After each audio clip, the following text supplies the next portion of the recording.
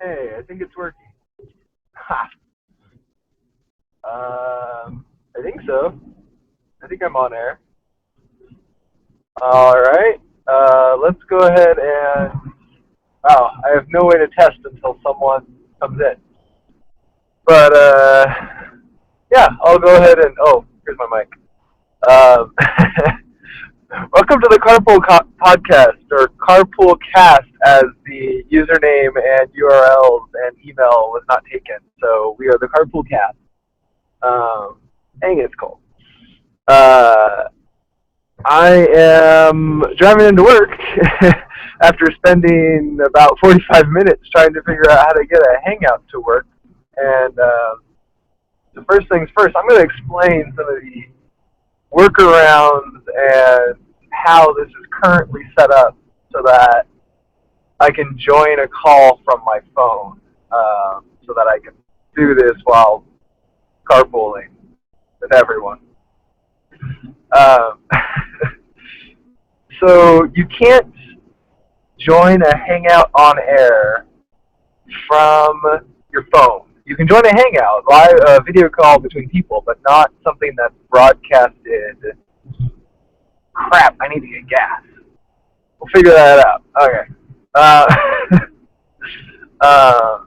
yeah, you can't join a Hangout on air or start a Hangout on air from your phone, and you cannot invite people to a Hangout on air from your phone. Very, I understand a little bit. Usually, phone Hangouts don't have, mobile doesn't have the same bandwidth as a laptop, so make sure that they're, on an actual computer, right?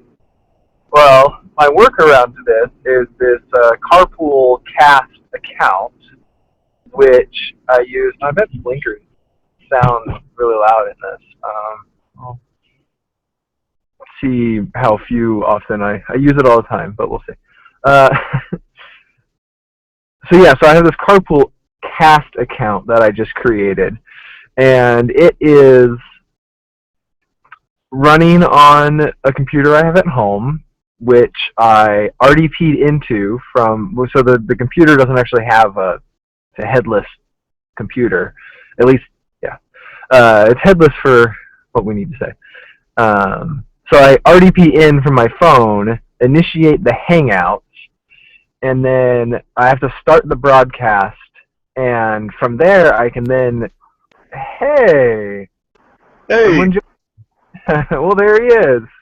Hey, David. How you guys doing?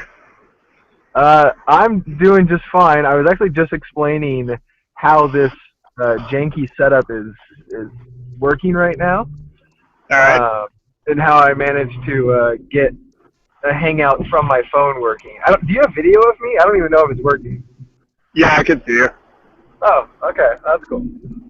Make sure I check my mirrors every 15 seconds then, right?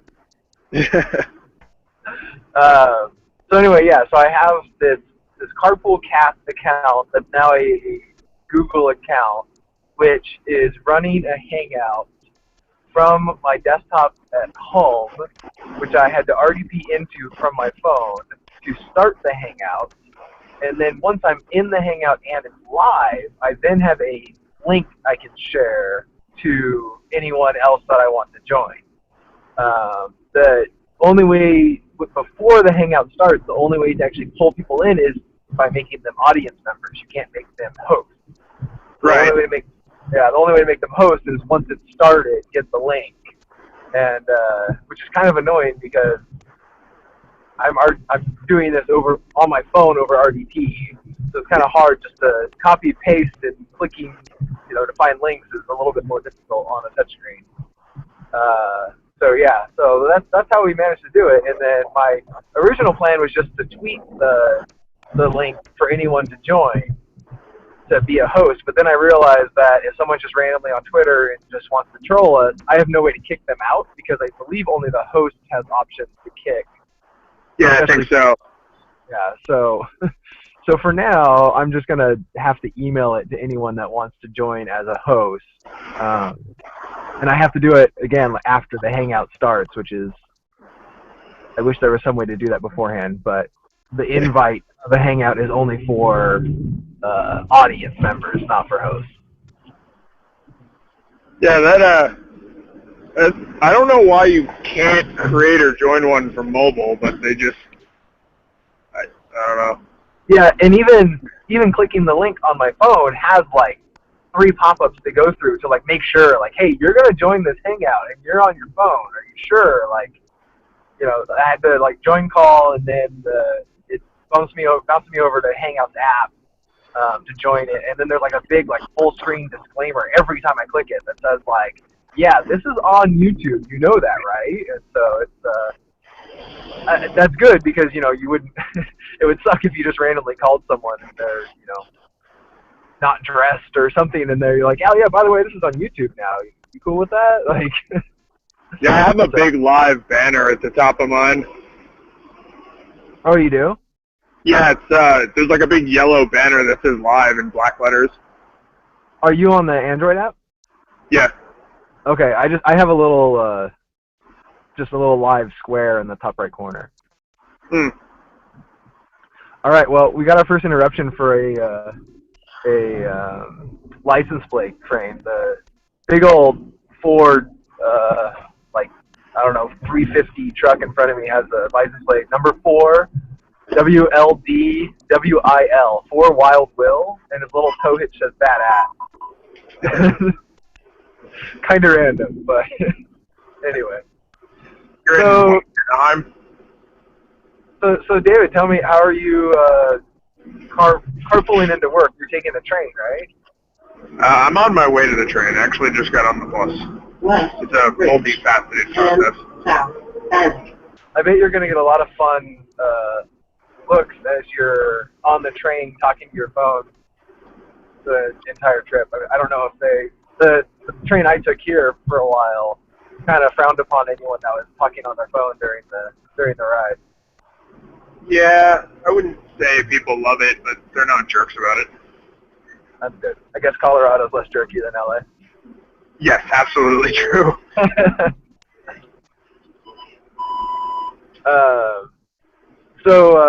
I was also going to say, like, maybe tell the podcast for people that don't listen to your other podcast, Flipping Tables.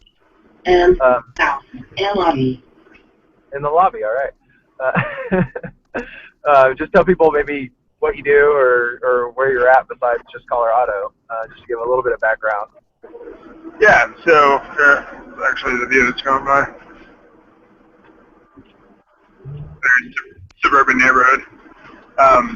Yeah, so I work for the University of Colorado Denver, and I manage and extend the platforms we use to deliver course materials digitally. And what software do you use? We use a platform called Canvas. Holy crap, I'm behind a truck that's like raining dirt on me. So Tender? Yeah, it's open source Ruby on Rails platform. Okay. I came from higher ed, doing sysadmin work, and what do we use now? They use Sakai, which I'm taking grad classes right now, and it kind of sucks. Yeah, they were one of the first to the open source platform game, and they kind of completely blew their lead. Sort of sad. Do you like the app as a platform? Oh yeah, yeah. It's we've taken to kind of calling it like the iPhone moment. So whether or not they stay on top forever, all the other systems are now going to start copying them. Huh. Yeah, it's just. I mean, you know, if you worked in higher ed, I'm sure you used Blackboard before, right? Yeah. Yeah, it's a mess. I've never managed Blackboard, but using it as a student is not fun. Yeah. Yeah, so if just testing and supporting it was terrible, imagine teaching and learning in it. Yeah, that doesn't sound like something I would want to sign up for. No. And had you ever looked at I know the whole Google Classroom thing didn't really go a lot after they announced it, but I don't know how much you looked at it. Oh, hey, Steve joined. Hey, what's up, Justin? How's it going? Hey. Good morning, Steve. Hey, good morning, guys. I see you guys are already on your commute, huh? Yeah. Oh, I'm that's true. still, I'm Oh, still David, here I at see home. video. I don't have to leave for like another 30 to 40 minutes. Actually, that was my alarm. Did you wake up early just to join this? I sure did. Oh, man. That's dedication. I just realized something interesting on the mobile app. I don't know if it's just with the Hangout on Air. Was I have video for both of you guys now in my bottom bar for who's in the call. But when you're Mhm. talking, it's just your icon with like the stroke thing going on. Nice. That sounds buggy, because I have full video. Left, ridge, and south, trim. Well, Steve, if you were joining from home, I should have had you initiate the call. That would have been a lot easier. Oh, I can do that next time if you guys need me to. Oh, that might work. Well, anyway, Steve, we were just talking about David works at University of Colorado, Oh, right? nice. Yeah, University of Colorado. I used to work with Steve. He works over here. Well, Steve, give a little background of what you do. Well, I'm a support technician over at Azusa Pacific University, so I spend a lot of my time troubleshooting faculty and staff computer problems. Left,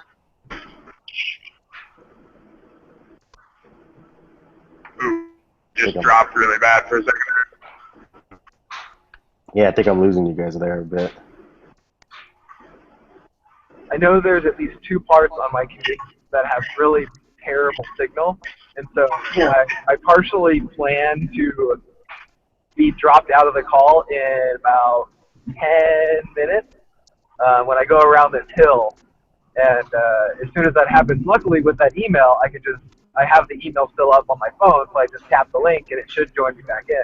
We'll see how that goes too. Okay, perfect. south, I think you have the longest commute, right? You're going like 90 minutes, something ridiculous. Yeah. Yeah, for anyone that's familiar with LA, I commute from the Inland Empire into Burbank, which is just a freeway, which no traffic is about 40 minutes, gate, but during rush hour doubles that. So. Oh, nice. Sounds like a fun time. I'm glad I don't have to do that no more. Steve, did you move? Yeah, actually, I moved to Glendora, so I used to commute by Metrolink. Every now and then I catch Justin on the train when he used to work at APU, but now I live right here in Glendora, so I'm right down the street from work.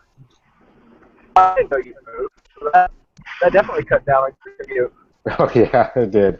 No more having to get up at 4:30 in the morning. Yeah, I thought when you said you wanted to host, you were still living out in Fall, Kentucky.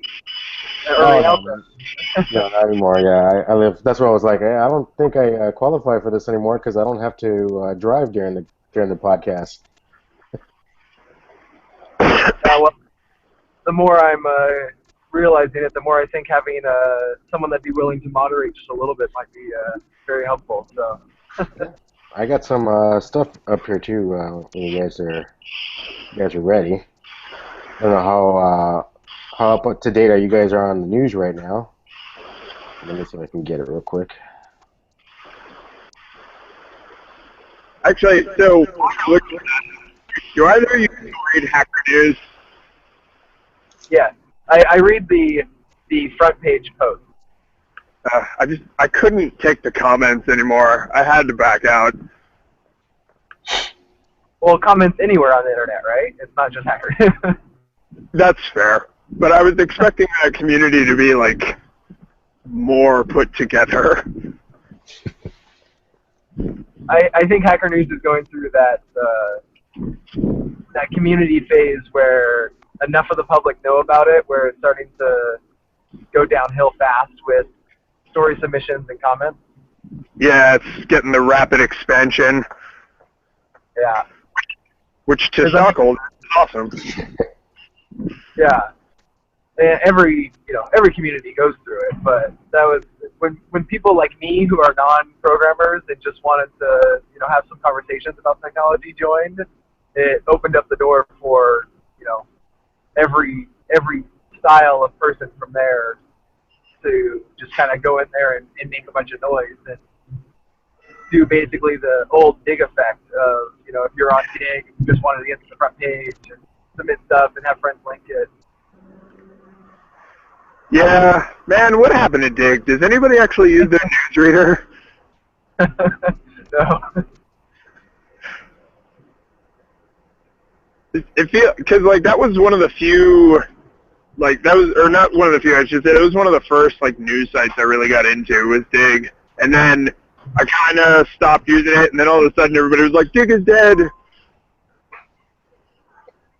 Yeah, I would say Dig was definitely the first one that I got into, and I never, for some reason, I just never got into Reddit. I think it was just a time issue where Dig dying out happened to work out well for me when I didn't have a whole lot of time to read the news anymore.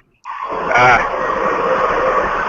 then I just never invested in Reddit, so I never, I mean, I occasionally pick up things on there. I think there's a lot of cool things, but I'm just not active in any community anymore.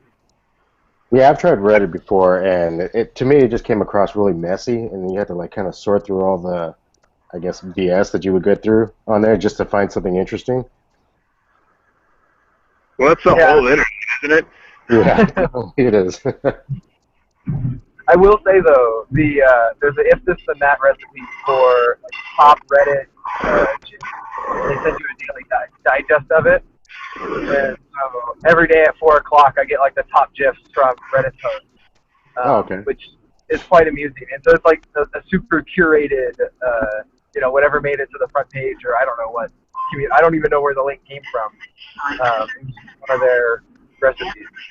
The doors are closing. You've got to secretly work for IFTTT, right? I didn't catch that. Say again. You secretly work for IFTTT? I will say that I applied to work there a while ago, but they don't allow for remote work, and I wasn't ready to move up to San Francisco. Not that they would actually hire me. I just, you know, I definitely applied there, and when I was up in San Francisco, I made it a point to stop by their office to say hi and actually meet people in person. Yeah. Which is really cool. I read. Which actually brings the conversation back full circle because I found If This and That when they announced themselves on Hacker News. Well, there you go. Yeah, I think I discovered If This and That was because of you, Justin. Tell me about it. Yeah, I think the night I found it on Hacker News, it had to have been like 11 or 12 at night already, and I just was reading RSS feeds, and I was like, oh, what's this weird if thing? And I went to the link, and immediately I made like 20 recipes, and I was like, this is amazing. Like this is what I've been looking for a long time, and just started, you know, I started sending them emails like immediately. They have a feedback URL that I just like started like sending them emails like blindly, like, hey, you guys should do this, and hey, do this, and they actually started responding, and so I was like, hey, that was cool, and ever since then I just kind of use whenever they start. For a while, I had every channel that they had, I had all of them activated just because it was like my goal to do, and now they have way too many. Oh yeah, I'm just going through it. I kind of like right now we deal with a lot of compromised accounts at work, so I created an If This and That to give me a notification anytime Zendesk would get a new update. So There you go. yeah, just kind of like I guess to get a little more info about you guys. So what's your guys' daily driver on the device you're using to communicate with us today? Well, I'm actually on Justin's old Moto X that he sold me. Nice. The custom wood back. Yeah, you like that wood back? Yeah, you know, when I first opened the box, I was confused, and then I was like, I can't even. Like, I'm not. Yeah, I remember that one. I'm on the RTD here in Denver. Oh, nice. So Justin, what are you using these days? Are you on Android or iOS now? No, I'm on a 5S. Oh, nice. Yeah, I got it. It was work provided, and it was like 2 months before the 6 came out, or not even two. It was a month before the announcement, and I was like, I probably could trade this in, but I'm new at work and I don't want to be a jerk. Do they cover the whole thing? Device, plan, everything? Yeah. Which Yeah, is whatever they give you. which is going to change from what I hear, but for now I got in on they cover everything, so I canceled my personal plan, and I mostly use it. It's also nice for on the corporate account, unlimited data, mobile data, which I didn't have before. Are they going with like bring your own device type setup like APU had? No, they don't do they might move to the reimbursement model Okay. that we had there, but for now it's just here's your if you are needed to work from home or get alerts or be mobile, we provide you a device and we take care of it. If I make personal calls, they charge back basically, like, hey, you called China for 12 hours, like that costs us a lot of money, like pay it back. But Yeah. I don't do that, so almost all of my personal stuff is text messaging, or data text messaging through apps, which is all free for them, so it doesn't really matter. So you're making a lot of VoIP calls now, so you can get that off the plan. I actually do a lot of calls from my desk phone. Oh, okay. What the hell is that? Yeah, I have this weird black box at my desk, and I pick up this little thing, and it has a speaker in it. I talk Yeah, at it. I got one of those too. It doesn't stop ringing. Yeah, well, more of your job. And we caught a lot of flack at work because they put in VoIP phones in everybody's office, and it was a huge project and it was a big initiative. And my team doesn't really like using the phone, so when they came around, they were like, "Hey, we have your new phones." They're like, you could just pass. That's fine." They're like, "No, they're already paid for. You got to have one." They're like, "You sure? It's fine." Yeah, we're actually. I know some sections of work are toying with no desk phones. The similar situation where, like, why even buy phones if we don't need them? And so see who wants to use mobile, and you can still even keep the same numbers. You can just forward to a cell phone, and the cell phone's paid for. Why not if you have signal? Yeah, I mean, unless you work in like some kind of concrete bunker underground, you can probably get a signal, and a lot of phones have Wi-Fi calling now anyway. Yeah, well, concrete bunkers underground is pretty much all of IT usually, right? Yeah, that's true. Yeah, I'm very fortunate. We have a nice, tall building that I get to be up high on. Oh yeah, I'm definitely in the basement. Most of my career has been in the basement. This is just a lucky change. Yeah, I was fortunate enough to. I know APU used to have repeaters for AT&T and Verizon. At my house, I have a femtocell for AT&T, and then work has repeaters. And so most places that I would be underground or with no signal, I don't have much of a problem. Is the femtocell the thing that jacks into your home internet? Yeah. Yeah, I had one for Sprint back in Florida, and it brought the entire network to such a standstill to make a call that we just pretty much left it unplugged all the time. Mine, I had one bar of AT&T, and after I got it, it worked great. I don't know. I have FiOS at home, so I don't know if it matters the actual how much it would actually take up. I never measured the usage. But ever since I canceled my personal phone line on AT&T, it stopped working because it was tied to that account. I need to reset it up on my wife's account. So did you just have Oh, that's your? weird. I thought it would be like a unique access point.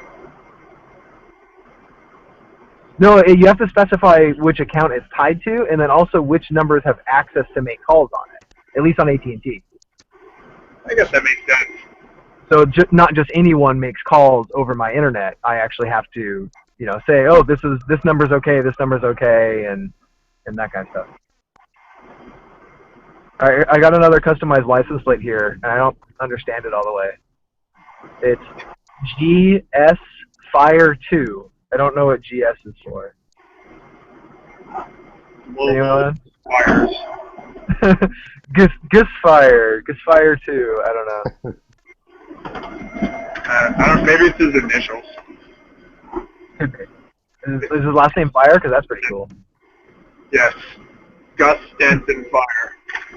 Gus Stanton Fire the second. So, Justin, I got one a little bit of news for you today.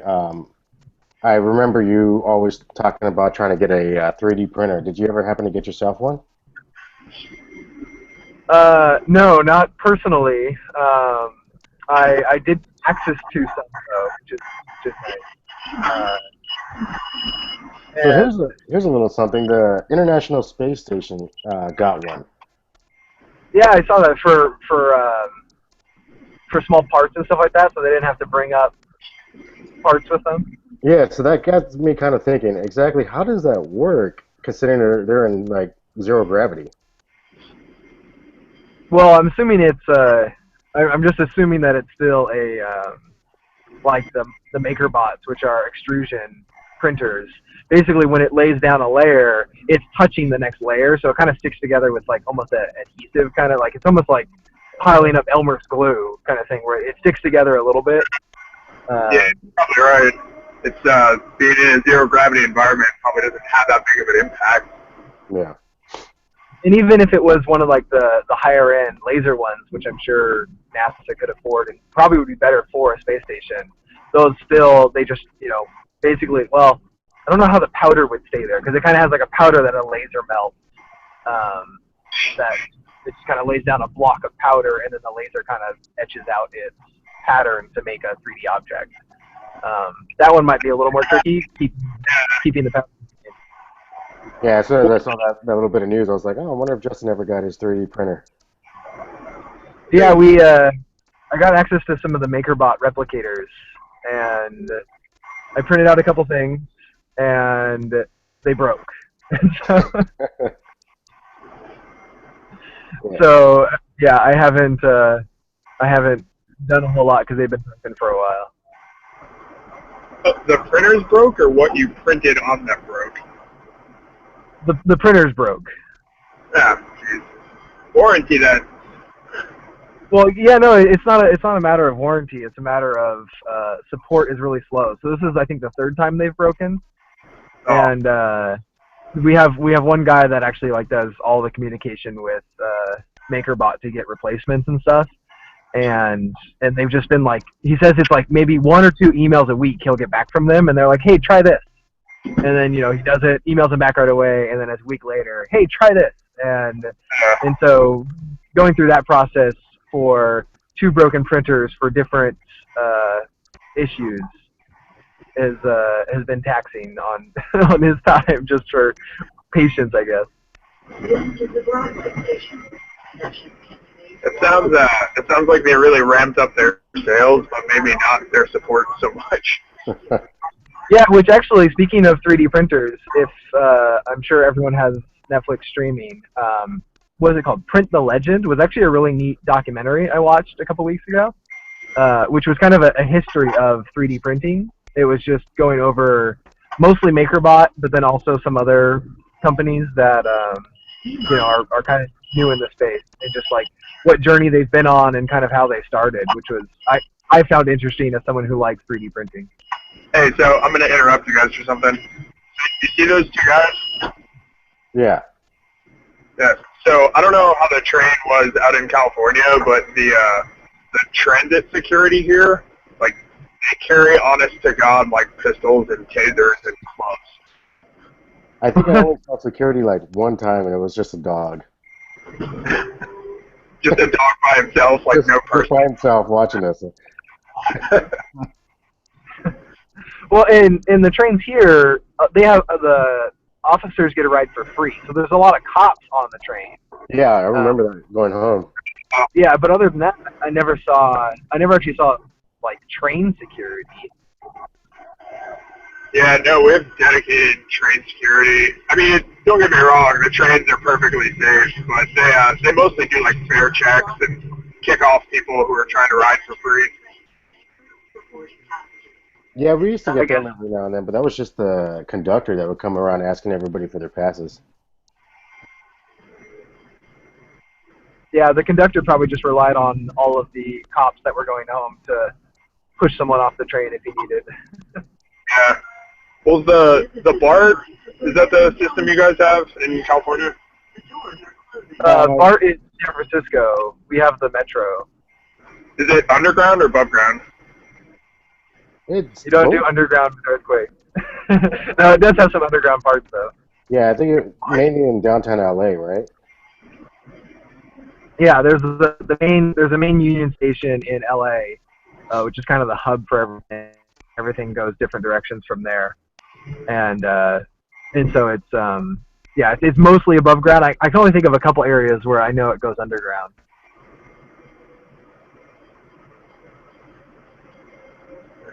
Here, give you the bird's eye, the mountains. So you said you're in Denver, right, David? Yeah. Well, I will be in a minute. So are you on the sports side of things? Are you a Denver Bronco fan? I mean, they're fine. I don't really follow any sport ball, so Oh, go. go sports, huh? Nah. I enjoy watching sports. I've just never I had friends growing up who memorized stats for players going back decades before they were born. Yeah, okay. I'm not about all that either. I kind of just keep up with it because we have a fantasy league here at work. But other than that, probably the worst Denver Bronco fan there is. Oh yeah. Yeah. Well, what is the opposite of love isn't hate? It's indifference. So I guess if you only kind of passingly follow them, that's still something. Yeah. Yeah, if it wasn't for this fantasy league, I probably wouldn't be on top of it like I am right now. So, Steven, didn't you say you had did you have any other news, or you're just curious about 3D printing in space? In space, yeah, a couple of different things. I don't know if you guys have been using what do you guys are daily drivers for work or your personal life. If you guys have a Mac computer, did you guys have any problems with the Wi-Fi bugs? Yes, every day.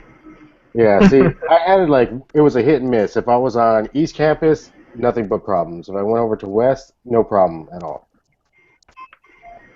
And with this latest update that they did, for me, it fixed the problem, but I'm seeing a lot of news here talking about how people are still having issues with it. Are you guys still experiencing that after the update? Well, so myself and both of my colleagues on my team, we all upgraded to the beta of Yosemite. Yeah. And we've been dealing with it for a while, but we all kind of noticed yesterday after we all updated and it didn't really fix things that we only have these problems at work. So our home networks seem to work 100%. Justin probably could chime in on that one. It probably has something to do with the way it's set up, right? Well, I think it's just the fact that Apple only tests with home networking equipment in most cases because Apple just ignores the enterprise in most situations. Because there was a long time I know at APU where our Macs couldn't join we had a newer network that everyone was migrating to, and so all the Macs had to stay on our old network that was web encrypted because the Macs wouldn't support any of the newer WPA standards that we were using on the newer network. And so forever, for years, we kept them just on the old network and just said, yeah, the Macs can't join because Apple didn't support any of the new protocols. But yeah, so I have a feeling it's just Apple ignoring the enterprise in most cases because it's probably an issue with most people in professional networks, not at home as much. I don't have the problem. I don't know, was it only a Yosemite thing? Because I don't have Yosemite on mine. Yeah, it was just a Yosemite thing from what I understand. Okay. So how about this one? Did you guys? Yeah, we had... Sorry, well, go ahead, Justin. Oh, go ahead. No, I was just saying, we had I have other Mac issues, so I touch it as little as possible. Oh, okay. Well, here I was going to ask you guys a question. Did you guys back the coin card? No. I wanted to, and then the more I thought about it, I was just something about it seems kind of sketchy, and then I backed out. Well, I definitely did not. I saw the new one though that has the E display like right on the card, which looked interesting. But I'm waiting to skip that whole step and just use my phone. yeah, I'm right there with you. I think that was a thing that could have happened a few years ago, but they're taking forever to launch. And it looks like they're. I was reading some news on it yesterday that they're finally shipping some out to the early backers. But my opinion, I think it was like a little too late.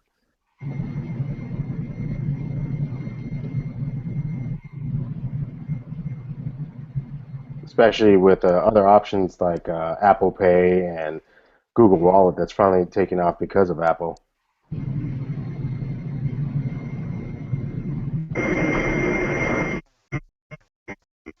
I think we're losing Justin there.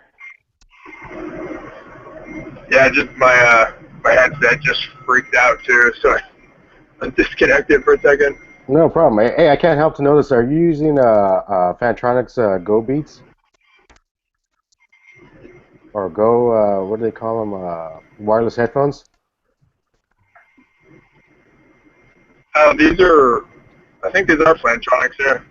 Yeah, I got the same ones that I use for when I'm out and about too. I have to say I'm really happy with those ones. Yeah, I mostly just use them at home, surprisingly enough. But the microphone. Yep, I think I am losing you too, guys. I just turned off my video and I could hear audio again. So, Okay. but I think David just dropped. Yeah, I think that might be a little easier on your data too, especially when you're going through those tight areas with all the other users.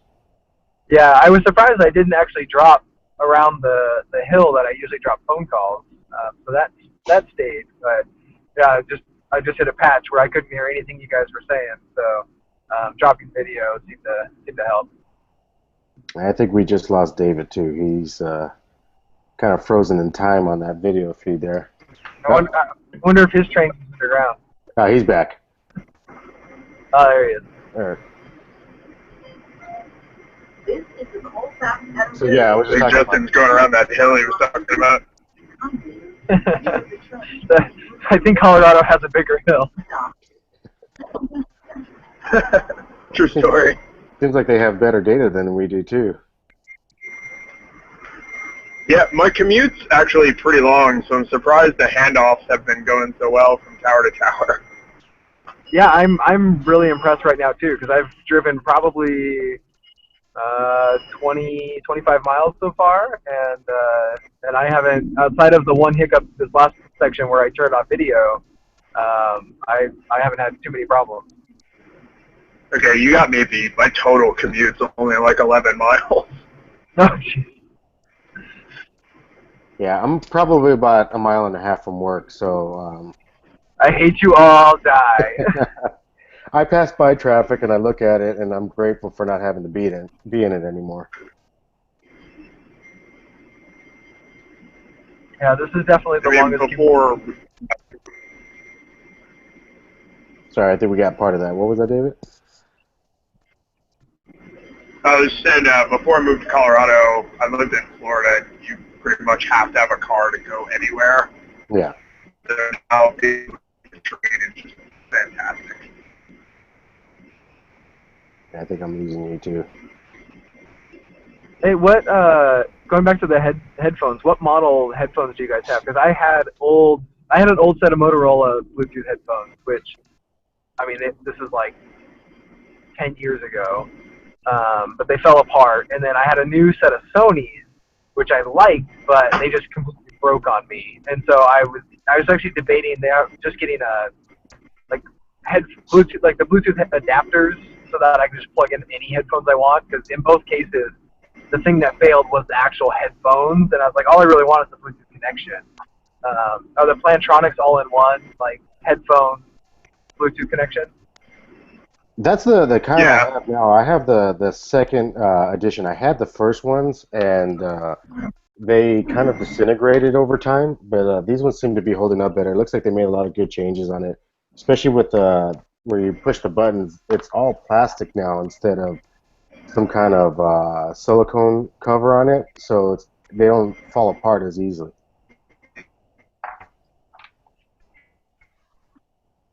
I only caught part of that, but I think I know what you're saying.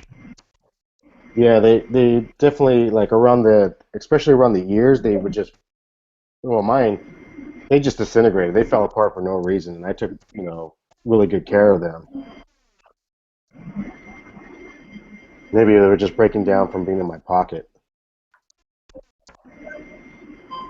Yeah, that's possible. I try not to carry headphones in like a really cramped space because I find it rubs the plastic off. Next stop, 16 to California. So, David, how Well, I many didn't different catch any things of did that. you take there?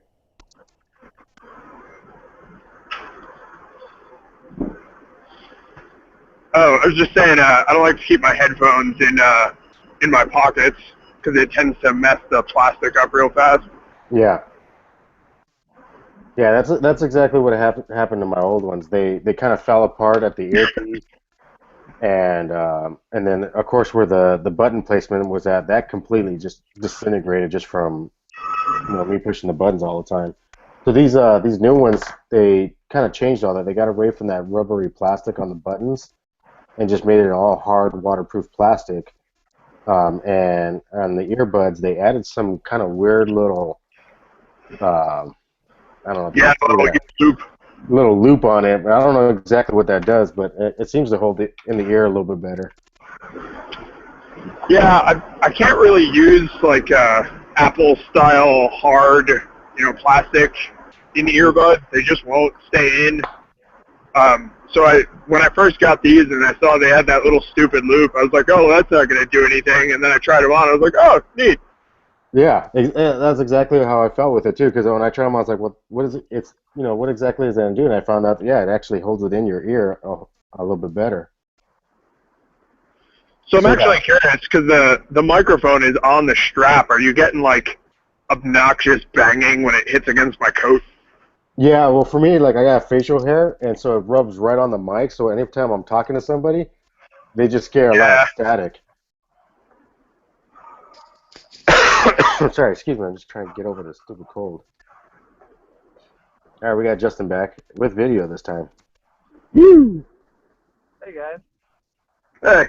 Yeah. So yeah, remember let those me. two I'll throw sections one that more I said little I'd piece of probably. news before I gotta That get was the second. going. What was that, Justin? I said that the two sections I thought I'd drop the call. That was the second of the two. So I was right on one of them at least. Now here's one more little bit of news before I gotta get going. Gotta get the kids up and ready and get them ready for school. Are any of you guys using that app called WhatsApp? Nah. I know I Well, saw briefly there. Justin like started it and then got off of it. I don't have any use for it, but I thought it was really interesting that they enabled end-to-end encryption over the week. Yeah, I have a buddy that uses it because he communicates with a lot of people internationally, and it's just really popular overseas. So he was super excited when they turned that on. Yeah, it looks like everybody's going down that road to making sure like everything's encrypted. I mean, our cell phones are now encrypted, and all the way down to the messaging apps nowadays, huh? Well, it's good. Then the NSA will just think everybody's a criminal. Exactly. that's fine. Let the NSA sort that out. Yeah. Yeah, right. For a long time, I tried figuring out a good command in Linux to basically like just send dev random out to the NSA website so that they would just see random noise and think it was encryption. I just wanted to like curl it and just make it like send it out there and see what they would like. Oh, have fun with that. Like, it's just some noise and you'll think it's encryption. Trolling the NSA seems like one of those things that can potentially come back to bite you, but it still might be worth it. Oh, don't you see that? I'll do it through Tor. Right now. Maybe if everyone knew about the command, though, just make enough noise that fill up their data centers, and Yeah. That's true. It's kind of like the end of V for Vendetta when everybody shows up with the masks on, or the end of Spartacus. Yeah, I thought it was interesting. I've never really had a chance to use the app. I think my wife and I tried to use it briefly, but yeah, we got over that real quick.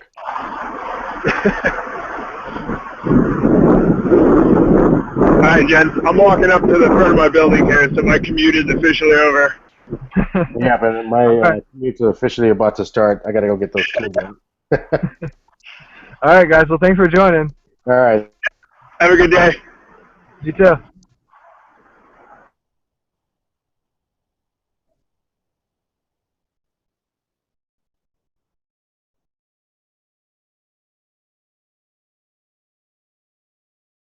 All right. I think it's I'm still here, but Justin, we'll see you guys later. oh, see ya. No, now I'm still here. All right. Well, anyway, thanks for joining the first more official Carpool Cast, and hope you guys enjoyed some of that. Give us some feedback. I have a Twitter account now for it, Carpool Cast at Carpool Cast, and also have an email which is used to kind of initiate the Hangouts, which is just carpoolcast@gmail.